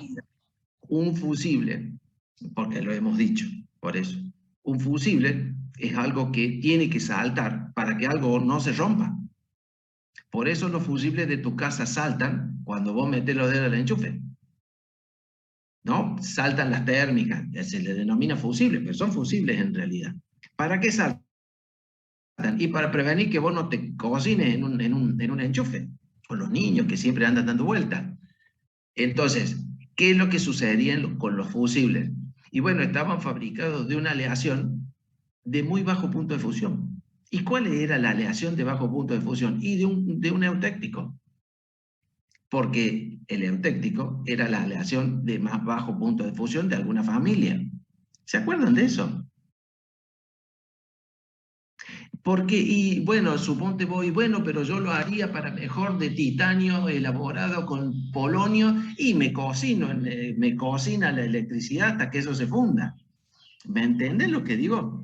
Es aplicar lo que estamos diciendo que parece tan traído de los pelos, ¿sí? Aplicarlo a la vida cotidiana, porque ustedes van a pasar a la vida cotidiana con todo esto que le estamos diciendo, y deben tener alguna idea, ¿no es cierto? Con alguna, suponte vos, con algún concepto de respaldo para decir, no, yo elijo este proceso. A ver, pero bueno, argumentamelo y por esto, por esto y por esto. Por ahí está mal, pero que no sea un mamarracho cada vez que ustedes abran la boca. ¿Me entienden lo que digo? Porque esta materia, tratar de meterla a presión y de memoria, les aseguro esto, se van a morir antes, porque es eternamente larga y porque así no sirve ninguna de las materias que ustedes vean. Entonces tienen que tratar de ver la aplicación práctica. Por eso es. Ahora, todas esas aplicaciones prácticas yo se las he mencionado en algún momento. No las invento yo para ver qué les puedo hacer de daño a ustedes. En algún momento se las he dicho. Entonces se las pregunto, porque básicamente es lo que se tienen que llevar de acá. No lo que yo digo, pero el concepto y de, por ejemplo, relacionar cosas que parecen muy locas, el diagrama binario del plomo y del estaño y qué sé yo, y ¿a dónde lo meto a eso? Bueno, fíjate, si nosotros fabricamos, por ejemplo, necesitamos un plomero, necesita soldar una cañería, bueno, lo hace con una aleación que tiene un eutéctico, que le cuesta poco fundirlo, porque es la aleación eutéctica, es la de más bajo punto de fusión de una determinada familia. ¿Me entendés lo que digo? A lo que voy. Sí, profe, sí. No se me vaya a enojar, ¿no? No, todo bien. No se me vayan a enojar. Simplemente necesito que estén en clases y que participen. Eso es lo que necesito.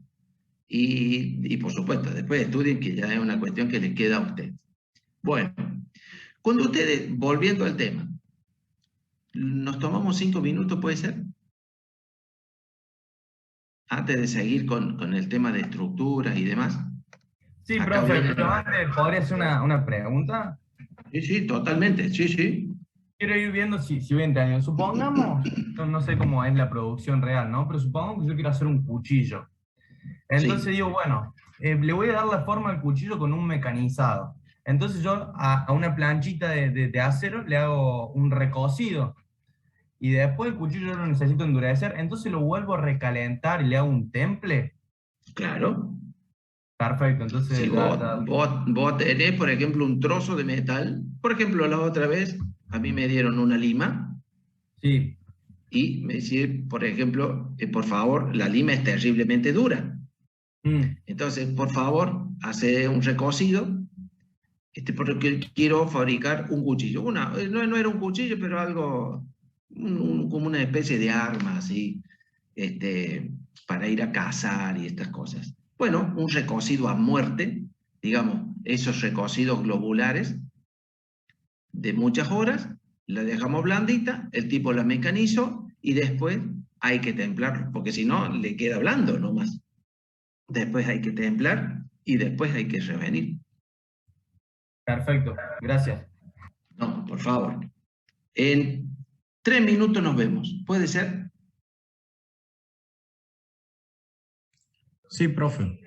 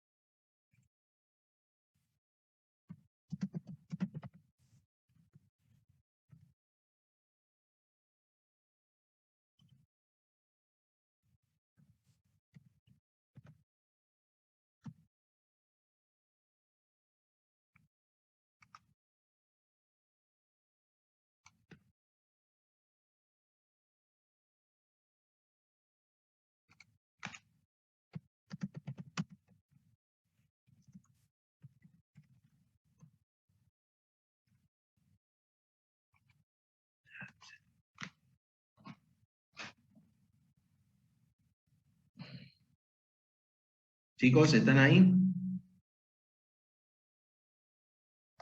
Sí, profe. Sí, profe. Entonces, cuando ustedes, retomando el tema, cuando ustedes enfrían de manera rápida la austenita desde el estado austenítico, ¿no es cierto? Lo que sucede es que la austenita se transforma en una estructura como esta, como la que ven en la fotomicrografía de la izquierda, o como una estructura como esta, en donde todas estas agujas entrecruzadas se denomina martensita. La martensita es una estructura muy dura, es hierro saturado en carbono, porque no le di tiempo a difundir. ¿Sí? Como no le di tiempo a difundir, digamos, la austenita transforma en estas estructuras que son todas como de agujas entrecruzadas, muy duras. Es la estructura típica de temple. Es la estructura típica del temple, ¿sí? Bien, acá tenemos otra fotomicrografía distinta, ¿sí? Todas esas agujas entrecruzadas son típicas del temple. Muy duro. Eso es una estructura que que se obtiene por enfriamiento violento de la austenita.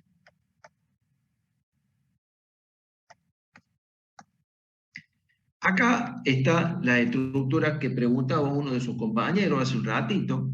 Esto que ven de fondo es martensita, y lo que ven de esas lagunas negras, esos puntos negros, es trostita, ¿sí? La estructura trostítica, que también esta estructura es una hermana de la perlita, ¿sí? Es una hermana de la perlita. Lo que pasa es que esta aparece en el temple, la perlita no aparece en el temple. Esta es más dura que la perlita, es decir, cuando uno la ve con muchos aumentos, son estructuras laminares, pero bueno, la trostita aparece en el temple. Y también puede aparecer en el temple estructuras como esta, que son la vainítica, bastante parecida, por ejemplo, a la estructura martensítica, pero bueno, tienen menos durezas. Ahora bien, concepto, niños. Las piezas, cuando son templadas, no se utilizan templadas, sino templadas y revenidas, ¿sí? Siempre las piezas templadas, siempre a las piezas templadas hay que hacerles el revenido, necesariamente. Las piezas templadas solamente no se usan, porque templadas solamente son muy duras, ¿sí? Por efecto de la transformación y de las tensiones que les quedan, pero también son frágiles. Es decir, no tienen tenacidad. Lo que se consigue con el revenido, lo que se consigue o el objetivo del revenido sería eliminar las tensiones residuales, bajar la dureza y la resistencia, pero aumentar la tenacidad. ¿Estamos? El recocido es un tratamiento térmico que siempre va a ser subcrítico, es decir, siempre va a estar por debajo de los 723 y que va a tener temperaturas acorde a las propiedades que yo busco.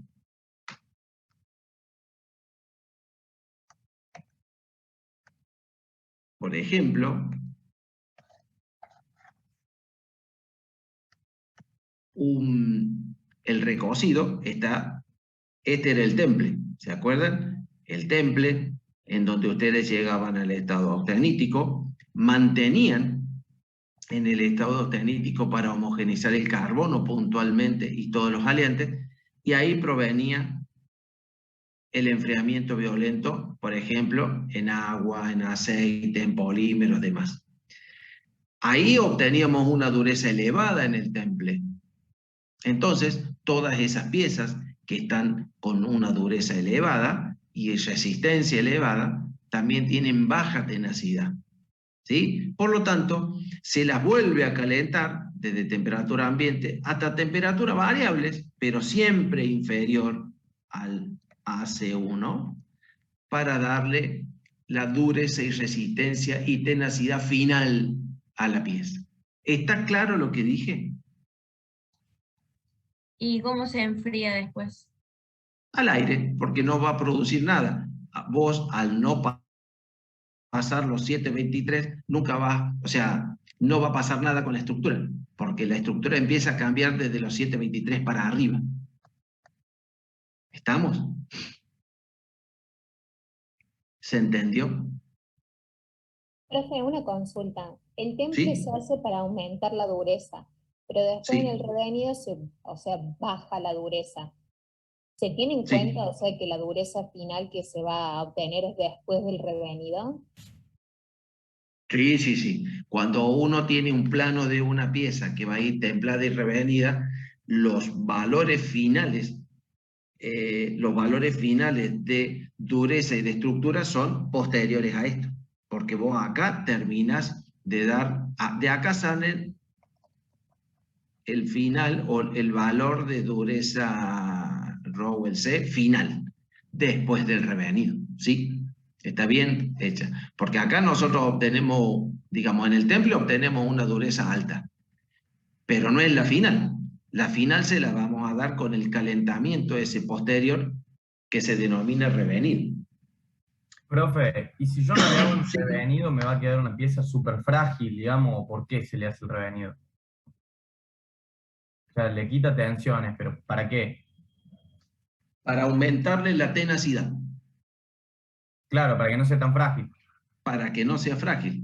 Usted con el temple gana dureza, resistencia, pero disminuye, en estos casos, así, disminuye mucho la tenacidad. La tenacidad disminuye muchísimo, baja. Entonces esas piezas medio como que se transforman en frágiles. A mí eso no me sirve. Calcule usted una punta de eje, si le gustan los autos, o un cubo de rueda frágil, y se va a romper. Y si se rompe a 100 kilómetros por hora, y lo más probable es que me accidente. Ahora, si a esa punta de eje yo le hice temple y revenido, bueno, las condiciones cambian, y lo que yo logre es que la tenacidad aumente mucho, suba. Entonces, ya vamos a ver un par de curvas para que se den cuenta de lo que estoy hablando. Esta es la curva de la que yo les estoy hablando. Fíjense ustedes, déjenme que borre acá. Una pieza, por ejemplo, que ha sido solamente templada, este es un ensayo de tracción, que lo han visto con la ingeniera Claudia. ¿Sí? Es un ensayo de tracción, esto. Una pieza que solamente ha sido templada, tiene un ensayo, una curva, perdón, de tracción como esta, en donde el límite elástico es elevadísimo, pero la deformación plástica no la admite, se rompe. Entonces, fíjense, tiene una elevadísima resistencia, por lo tanto tiene una elevada dureza, pero tiene baja ductilidad y prácticamente nula tenacidad. Por otro lado, algo que ha sido recocido, por ejemplo, fíjense, es esta curva de acá, en donde tiene una elevadísima ductilidad, pero tiene una dureza bajísima también, no me sirve. Y tiene baja tenacidad también, pero ya les defino algo. No tiene tenacidad esto, se deforma muchísimo. ¿Me entienden? Ahora, una pieza bien templada y revenida tiene una curva como esta, en donde tiene un buen límite elástico, tiene una buena resistencia máxima, o la carga máxima soporta bastante, pero fíjense todo lo que se deformó hasta romperse. La tenacidad, para que ustedes tengan en cuenta, se la define como el área bajo la curva en el ensayo de tracción. Todo esto es la tenacidad de una pieza templada y revenida. ¿Sí? Fíjense ahora cómo es la tenacidad. Tengan en cuenta lo que les rayé recién. Fíjense ahora cómo es la tenacidad de esto, del área bajo la curva esta. Fíjense que poquitita es el área. ¿Sí? De una pieza simplemente templada. Pero fíjense ustedes, la otra que queda, el área bajo la curva esta, sería también la tenacidad bajísima. Todos comparadas con esta curva, ¿no? Que es la de buena tenacidad, alta tenacidad. Es decir, la pieza se la va a golpear, se va a deformar y se la va a bancar. Se va a deformar, porque ustedes acá están viendo deformación. Fíjense todo lo que se deformó plásticamente esto. Se la va a bancar, pero no se va a romper. Acá, cuando la chocó y se partió. Acá, y bueno, acá la puso en el auto y se le deformó apenas la ajustó. No sirve tampoco. ¿Me han seguido con la idea? Sí, profe. Sí, profe. ¿Las chicas? Sí, profe. Le quería hacer una pregunta con respecto al filmina anterior. ¿Sí? El hecho de tener que mantener en lo que es el revenido, de tener que mantener la temperatura, ¿es por algo en particular o no? Sí, sí, sí. Acá, esta Ahí sí. mantención, acá, Sí, sí. que no hay estado austeanítico, está perfecta la pregunta. Acá no hay austeanita. Ojo, acá no hay austeanita. Acá austeanita no. Vamos a ver cómo armamos la respuesta. Este tiempo de mantención que ustedes tienen acá, por ejemplo, en el criterio que se mantiene, supónganse, es 1 hora por pulgada de espesor. 1 hora por pulgada de espesor. Es lo que ustedes... La pieza que ustedes tienen tiene 2 pulgadas de espesor. Bueno, para hacer este tiempo van a tener que ser 2 horas. 2 horas por pulgada de espesor. ¿Para qué? Para que se lleven a cabo las reacciones que tienen que producirse adentro en el revenido.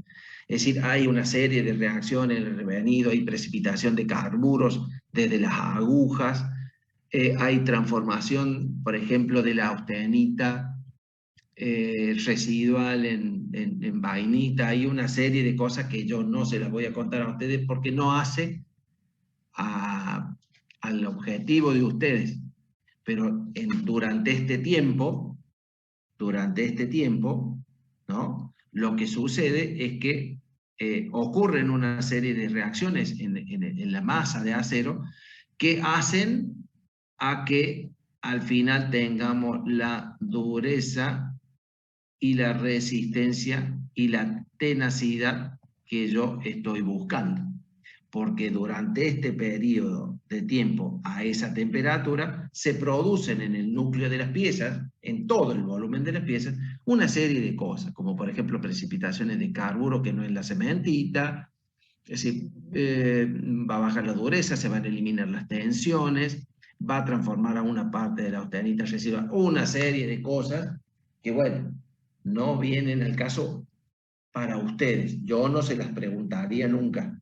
Bueno, no se las voy a preguntar, no se hagan problema porque van a rendir conmigo y yo no se las voy a preguntar porque excede, en mi criterio, al curso de ustedes. Bien, profe, entonces esa mantención depende sobre todo del tamaño de la pieza. Exacto, sí, sí.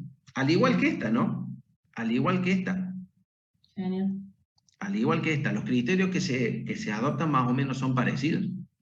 Acá, además, bueno, era la homogenización, temperatura y composición y demás, y acá no solamente la homogenización de temperatura, sino todas las reacciones, ¿no es cierto?, que se producen durante el proceso del revenido.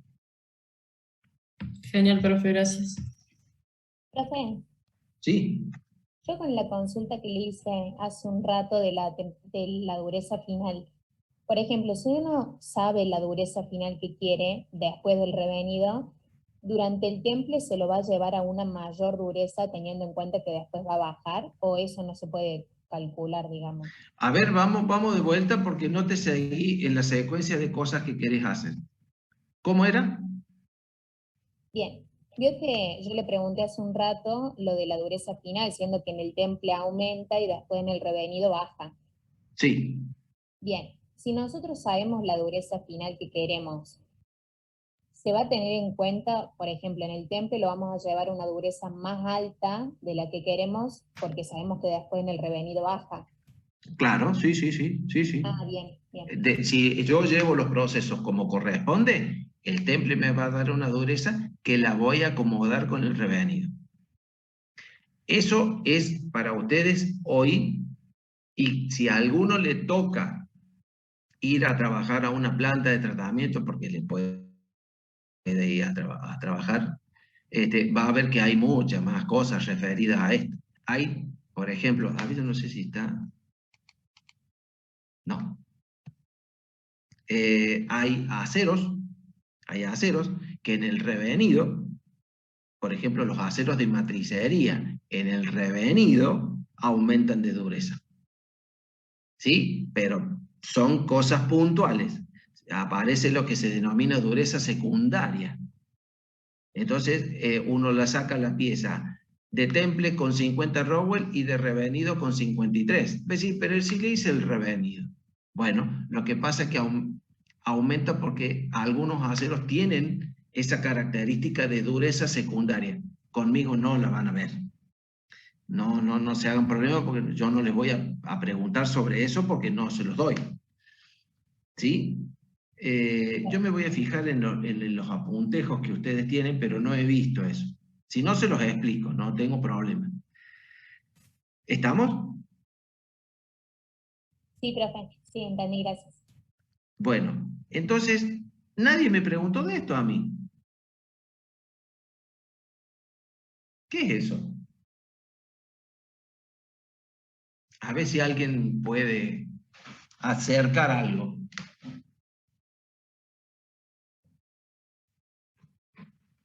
El nominal de la temperatura crítica. No. Dos tipos de temple distintos. Un tipo de temple distinto, exactamente. Es un tipo de temple distinto. Acá estoy buscando el tema de, a ver si en temple y revenido, si tienen algo respecto... Sí, escucho. Puede ser que, por ejemplo, ahí tenemos, bueno, dos curvas, como bien lo dice, y que la primera curva sería un acero templado que tiene mucha resistencia, pero baja densidad, baja tenacidad, o sea, trabaja siempre sobre el límite elástico. Y la curva del medio nos muestra que el acero con temple y revenido generalmente son tienen muchas mejores propiedades. No. Por lo menos eso logro sacar del Askeland. No, esperen un poquito. No, esperen un poquito. Ahí les cuento qué es esto. Para los aceros hipereutectoides,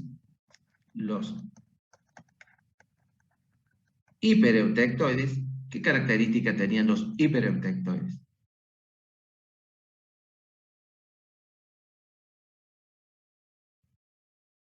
Mayores a 0,9% carbono. El porcentaje de carbono era mayor a 0,9 y menor a ¿qué? A 2,1. A 2,1. Estos son los hipereutectoides. Para los aceros que hay muchos aceros de herramienta, ¿sí? Muchos aceros de herramienta, digamos, por ejemplo, aceros para sierras de corte, aceros que trabajan en caliente, para aceros de corte en caliente, por ejemplo, es que están plagados de carburos, porque tienen que ser muy duros, ¿no es cierto? El temple de esos aceros suele hacerse sin llegar al estado auténtico. Es decir, a ver si me siguen, seguramente que sí, porque ustedes ya son capos en el diagrama de hierro-carbono.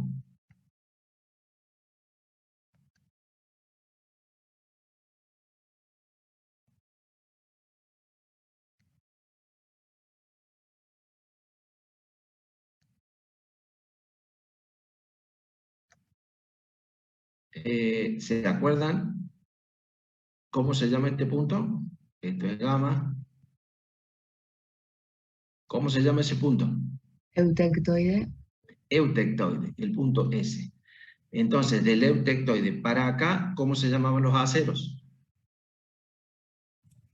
Hipotectoides. Estos son los hipo. Y los hiper están para este otro lado. Es decir, los hiper tienen mucho carbono. ¿Sí? O tienen más que los otros, pero tienen mucho carbono. Para aceros de herramienta, yo les dije hace un rato que para los hipo, el temple para los hipo, yo me tenía que meter en el estado austenítico. Sí o sí, necesariamente tengo que hacer eso. Ahora, el temple para los hiper, estos son los 723. ¿Sí? ¿Y esta curva cómo se llama? Solbus. Solbus ACM. ¿Sí? Los hipereutectoides en el calentamiento suelen estar por encima del 723, pero por debajo de ACM. O sea que están por encima de los 723, pero por debajo de esta otra, del ACM en este caso. ¿Por qué? Porque acá yo me aseguro de no disolver los carburos. Si yo entro en el estado austenítico, los disuelvo a los carburitos. Y a mí me hace falta que en el núcleo de la pieza tenga carburos, porque los carburos son los que me mantienen, por ejemplo, la dureza aún cuando la pieza está trabajando al rojo. Entonces, bueno, esto suele utilizarse, este temple, entre medio de estas dos temperaturas, este temple, para hacer los hipereutectoides de herramienta.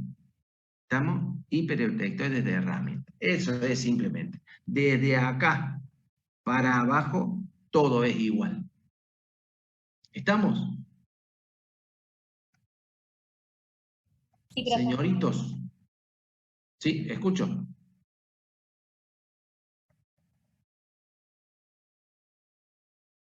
Bueno, no era nada entonces.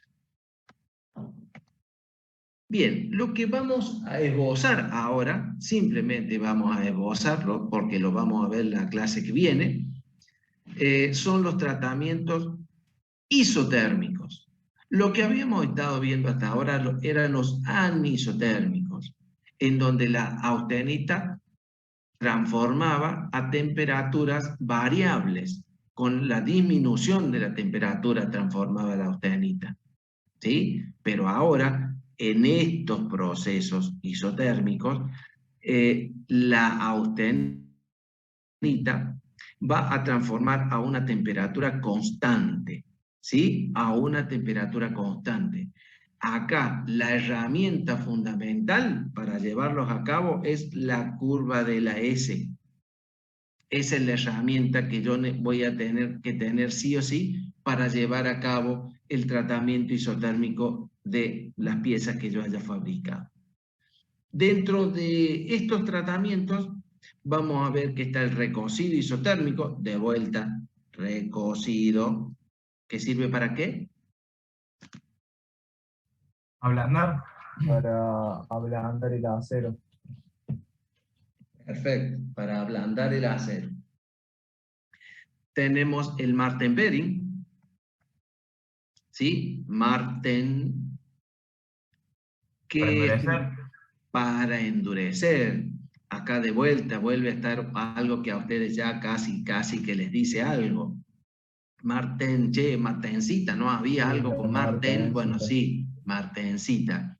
Pero esto es la transformación en un proceso que es distinto al de temple y revenido. Y ya vamos a ver lo distinto y lo beneficioso que es este en la medida que se pueda hacer. El Austempering, ¿sí? Austempering es otro de los tratamientos térmicos. Austempering, no Prering, esto está mal escrito, esa R no va. Austempering.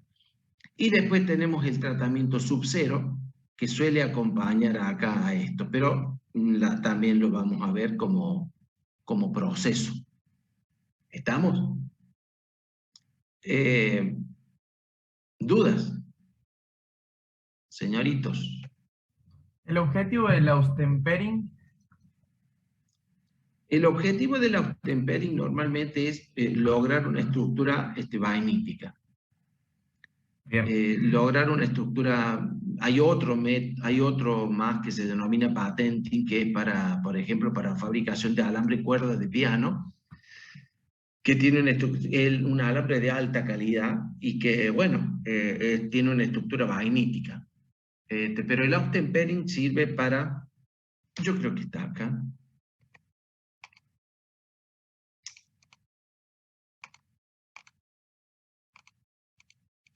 Ese es el Austempering, que no lo vamos a ver hoy, pero es para obtener una estructura que se denomina vainita por el por, digamos, por transformación isotérmica de la austenita. ¿Estamos? Eso es lo que nosotros vamos a ver la clase que viene. Por supuesto, vamos a verla con bastante más detenimiento, por supuesto. ¿Más dudas?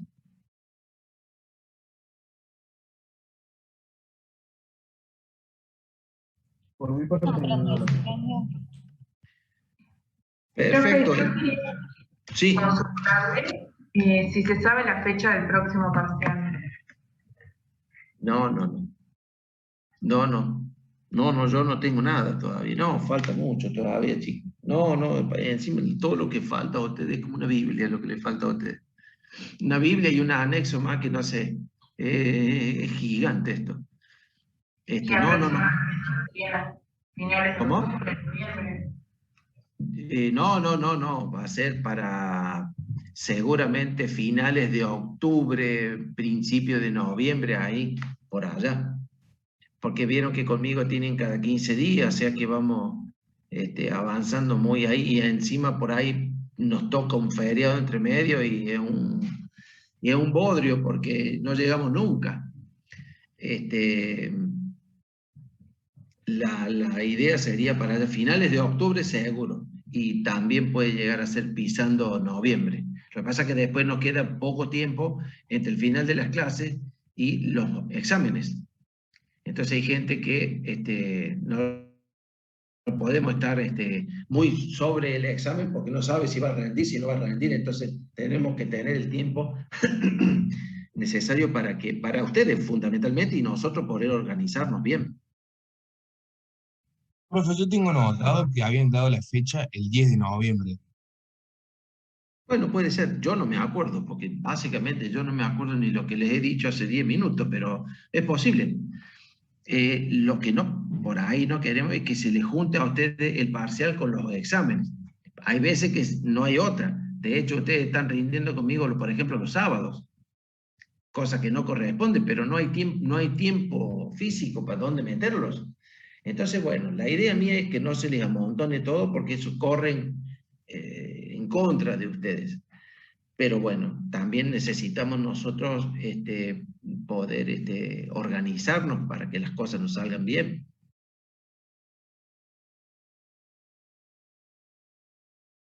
¿Estamos?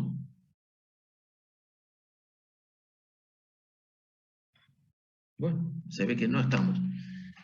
Bueno, chicos, si tienen más... sí, profe, estamos. Si tienen más preguntas, si no, yo les iba a pedir que apellido y nombre, en ese orden, por favor. Apellido y nombre. ¿Legajo no? Pónganlo el legajo, pero el Legajo, apellido ¿no? y el nombre me hacen falta porque después los organizo por abecedario en un Excel. Entonces, si no, tengo que estar hasta las 4 de la tarde armando la listita con ustedes. Apellido y nombres.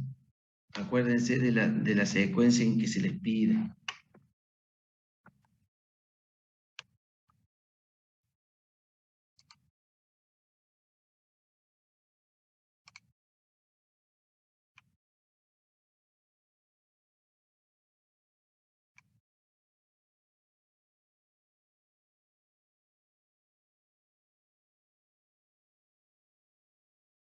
No, profe. Bueno, chicos, nos vemos en 15 días.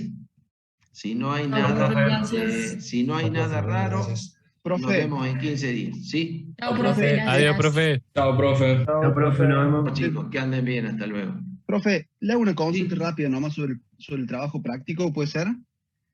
Que en realidad práctico porque... a mí no, pero no, dale. Pero en realidad es porque mi mejor amiga es Agustina Boloña. Nosotros estábamos buscando la empresa, la AU. Estuve ayer hablando con la AU respecto tuyo. Sí, no hay problema. Bueno, justo. No hay problema, porque ella me dijo, me dice, lo vas a tener que ver con el Dani, me dice.